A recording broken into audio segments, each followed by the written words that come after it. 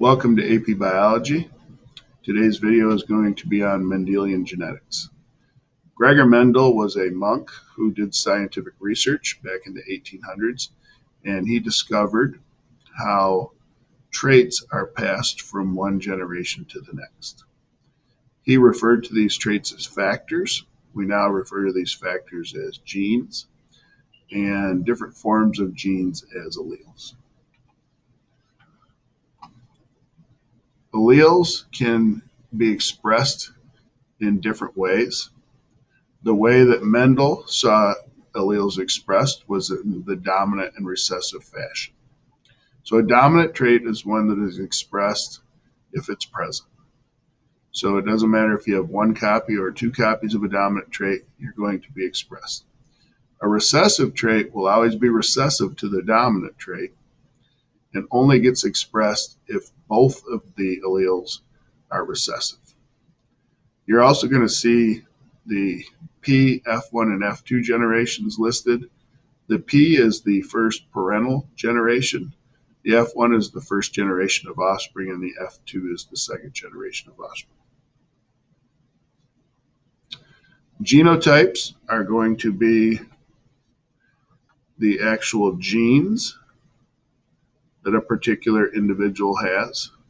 So two big dominant alleles, heterozygous situation where you have a dominant and a recessive allele, or two recessive alleles. So your genotype is going to be the genes you have, and the phenotype is going to be the appearance of the individual. You're going to see the terms homozygous and heterozygous used. Homozygous means that both of the alleles are the same. Homo means same. Heterozygous means the two alleles are different.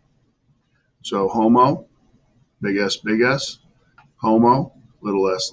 So this and this are both homozygous, and then if you have one of each, it's heterozygous. This is one of the crosses that Mendel did. He crossed yellow peas with green peas. Yellow happens to be the dominant coloration for peas. And when he crossed them, all of the F1 ended up being yellow. And then he crossed two F1 individuals, and the offspring results were 3/4 of them were yellow and 1/4 of them were green. And so the recessive trait that we saw in the original parent showed back up. And he did a lot of studies with this and tried to explain this mathematically. And he came up with two laws, the law of segregation and the law of independent assortment. And we've already talked about the law of independent assortment.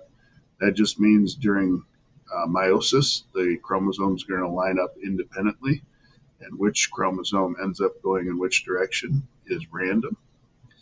The law of segregation just says that the genes on separate chromosomes are going to separate. Segregate means to separate.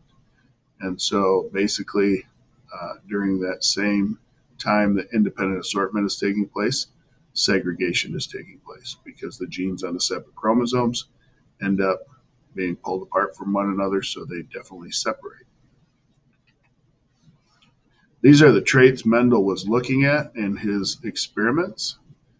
He was looking at purple and white flowers and different types of location of the flowers, whether the seeds were green or yellow, whether they were round or wrinkled, inflated or not, yellow pods or green pods, and whether they were tall or short.